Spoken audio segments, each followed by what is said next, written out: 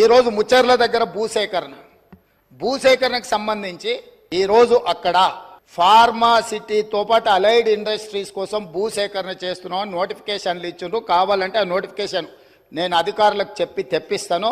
ఈరోజు ప్రభుత్వం pharma and allied ఇండస్ట్రీస్తో పాటు అక్కడ నేను తమ ద్వారా వారికి ఈ మహానగరంలో పెట్టుబడులు పెట్టే పెద్ద కంపెనీలకు ఉద్యోగ ఉపాధి అవకాశాలు కల్పించే సంస్థలకు నేను చెప్పదలుచుకున్నా. అక్కడ skill university, young India skill university రేపు సాయంత్రం 4 గంటలకు ప్రారంభించబోతున్నాం. ఈ రోజు హైటెక్ సిటీ దగ్గర ఉన్న నేషనల్ అకాడమిక్ ఆఫ్ కన్స్ట్రక్షన్ NACని మేము అక్కడికి షిఫ్ట్ చేసి పెద్ద ఎత్తున స్కిల్ సెమీ స్కిల్డ్ అందరికీ నిరుద్యోగ యువకులకు నేర్పించాలి. అక్కడికి దాన్ని బదిలీ చేసి అక్కడ పెద్ద ఎత్తున వ్యవస్థను ఏర్పాటు చేయాలనుకుంటున్నాం. దాన్ని ప్రోత్సహించడానికి దాంట్లో ఆ కార్యక్రమాలలో పాల్గొనడానికి మీరు ముందుకు రండి. నేను హెల్త్ టూరిజం హబ్ క్రియేట్ చేస్తా అని చెప్పిన.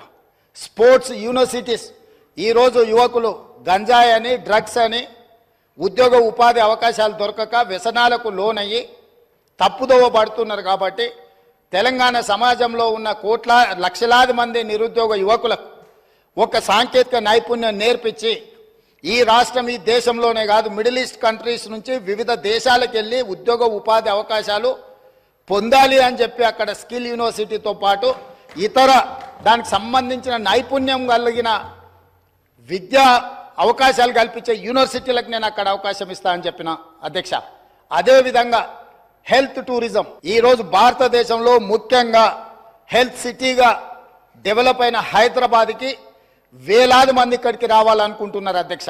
ఈ రోజు ఇక్కడ ఉన్న అంతర్జాతీయ ఎయిర్పోర్ట్ నుంచి బంగ్లాదేశ్కో మిడిల్ ఈస్ట్ కంట్రీస్కి డైరెక్ట్ ఫ్లైట్ ఉంటే ప్రతిరోజు వేలాది మంది ఈరోజు ఇక్కడికి వచ్చి వైద్యం పొందాలి అని వస్తున్నారు అధ్యక్ష. అందుకోసం నేను హెల్త్ టూరిజం హబ్ను తయారు చేసి అక్కడ ఒక 1000 ఎకరాల ప్రపంచ స్థాయి వైద్య సౌకర్యాలను ఏర్పాటు చేసే సంస్థలను పిలిచి ఇక్కడ హైదరాబాద్ నగరంలో ఉన్న పెద్ద పెద్ద కార్పొరేట్ ఆసుపత్రులతో పాటు పేదలకు అతి తక్కువ ధరతో వైద్యాన్ని అందించడానికి అన్ని రకాలుగా ఎన్నెన్ని డిసీజులు ఉన్నాయో వాటన్నిటి కూడా స్పెషలైజ్డ్ హాస్పిటల్స్ ఏర్పాటు చేయాలని అక్కడ మేము నిర్ణయం తీసుకున్నాం అధ్యక్ష. అదేవిధంగా స్పోర్ట్స్ అండ్ గేమ్స్, చిన్న చిన్న దేశాలు ఒలింపిక్స్ లాంటి పోటీలలో వాళ్ళు ఎన్నో పథకాలు తీసుకెళ్తారు. ఒకనాడు ఏషియన్ గేమ్స్ గచ్చిపల్లిలో మనం నిర్వహించుకున్నాం అధ్యక్ష. అంతర్జాతీయ స్థాయిలో ఆటల పోటీలు నిర్వహించుకున్న హైదరాబాద్ రాష్ట్రము తెలంగాణ ఈరోజు ఆనాడు నిర్మించిన ఇన్ఫ్రాస్ట్రక్చర్ని ఈరోజు మనము అసలు ఎలాంటి ఉపయోగం లేకుండా నిరుపయోగంగా తాగుబోతులకు అడ్డాగా ఈ స్టేడియంలన్నీ మారుతున్నాయి.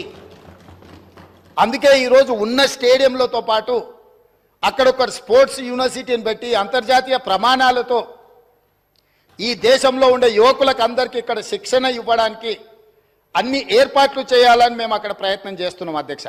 ఇవాళ యువకులకును క్రీడల వైపు ప్రోత్సహించాలన్న ఆలోచనతో అక్కడ ఒక స్పోర్ట్స్ యూనివర్సిటీ, ఒక స్పోర్ట్స్ హబ్ చేయాలనుకుంటున్నాం అధ్యక్ష. అంతర్జాతీయ ప్రమాణాలతో క్రికెట్ నిర్వహించడానికి అక్కడ ఒక స్టేడియం నిర్మించడానికి BCCIతో నేను మాట్లాడిన అధ్యక్ష. ఈ విధంగా ఒక్కొక్కటి ప్రపంచ స్థాయిలో అంతర్జాతీయ ప్రమాణాలు కలిగిన అన్నింటినీ ఆ ముచ్చెర్ల ప్రాంతంలో తీసుకొచ్చి ఈరోజు ఫార్మా వార్ సిటీ అన్నారు, నేనన్న ఫార్మా విలేజ్లు అన్నా. ఇట్లాంటి పొల్యూటెడ్ ఇండస్ట్రీ కాకుండా జినోమ్ వ్యాలీలో ఏదైతే ఫార్మా రిలేటెడ్ ఇండస్ట్రీస్ ఉన్నాయో, ఫార్ములేషన్స్ అంటే ట్యాబ్లెట్స్ చేసేటి ఉన్నాయో, R&D ఉందో, రీసెర్చ్ అండ్ డెవలప్మెంట్, ఇప్పుడు IDPL బంద్ అయిపోయింది అధ్యక్ష. ఇట్లాంటివన్నిటిని కూడా అక్కడ ఒక 4000 ఎకరాలలో ఒక అద్భుతంగా ప్రపంచానికి ఇవాళ వ్యాక్సిన్, కోవిడ్ వ్యాక్సిన్ ఎవరు తయారు చేసిండ్రు అధ్యక్ష? ప్రపంచంలో 4 వ్యాక్సిన్లు ఉంటే 3 వ్యాక్సిన్లు మనం తయారు చేసినాం అధ్యక్ష. భారతదేశంలో 4 వ్యాక్సిన్లు వస్తే 3 మన దగ్గర ఉన్నాయి, ఒకటి పూణే నుంచి వచ్చింది అధ్యక్ష. అదేవిధంగా మా మిత్రుడు శ్రీధర్ బాబు గారు ఉన్నారు. ఇవాళ ఆర్టిఫిషియల్ ఇంటెలిజెన్స్ ఈరోజు ప్రపంచాన్నే ఏలుతుంది. ఈరోజు ఏం కావాలన్నా అద్భుతాలు సృష్టిస్తుంది. ఆర్టిఫిషియల్ ఇంటెలిజెన్స్ ఈరోజు అగ్రికల్చర్కి, సింక్రనైజ్ అగ్రికల్చర్ కూడా మొత్తం దాన్ని అనుసంధానం చేసి ఇతర వృత్తులకు అనుసంధానం చేసి ఈరోజు ప్రపంచం అంతా IT రంగం నుంచి ఆర్టిఫిషియల్ ఇంటెలిజెన్స్ అటువైపు వెళ్తున్నది అధ్యక్ష.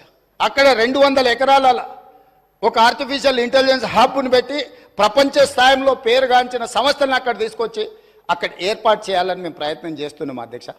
రోజుకు 18 గంటల అధికారులను సమన్వయం చేసుకుంటూ ప్రపంచంలో ఉన్న ప్రతి ఒక్కరిని మేము సంప్రదిస్తూ ముందుకెళ్తున్నాం. ఇవాళ ఆ ప్రాంతాన్ని ఒక అద్భుతమైన నగరంగా వారు ఏదైతే మెట్రో రైల్ గురించి చెప్పినరో నేను ఇప్పుడు మళ్ళీ కూడా చెప్తున్నా అధ్యక్ష, అంతర్జాతీయ ఎయిర్పోర్టు నుంచి ముచ్చర్లలో ఈరోజు నిర్మించబోయే 4th సిటీ అధ్యక్ష, హైదరాబాద్, సికింద్రాబాద్ సిటీ, సైబరాబాద్ సిటీ, ఇప్పుడు ముచ్చేర్లలో 4th సిటీని మేము ఈరోజు ఎస్టాబ్లిష్ చేయబోతున్నాము. ఆ 4th సిటీనే అవర్ ఫ్యూచర్ సిటీ అధ్యక్ష. ఈ Hyderabad city, Secunderabad city, Cyberabad city is equal to 4th city. 4th సిటీనే అవర్ ఫ్యూచర్ సిటీ అధ్యక్ష. ఇవాళ అంతర్జాతీయ ఎయిర్పోర్ట్ వరకు మెట్రో తేవడమే కాదు, అంతర్జాతీయ ఎయిర్పోర్ట్ నుంచి ముచ్చెర్లలో నిర్మించబోయే ఒక గొప్ప నగరానికి మెట్రో రైల్ రవాణా సౌకర్యాన్ని కూడా ఏర్పాటు చేసి ప్రపంచమంతా ఎక్కడ పెట్టుబడులు పెట్టాలి అని అంటే అక్కడికి వచ్చి పెట్టుబడులు పెట్టాలి. వైద్యం కావాలంటే అక్కడికి రావాలి, ఉద్యోగం కావాలంటే అక్కడికి రావాలి, స్కిల్ నేర్చుకోవాలంటే అక్కడికి రావాలి, అంతర్జాతీయ క్రికెట్ పోటీలు జరగాలంటే అక్కడికి రావాలి. ఈరోజు అక్కడ గల్ఫ్ క్లబ్ కూడా మనము ప్రణాళికలు చేస్తున్నాం అధ్యక్ష.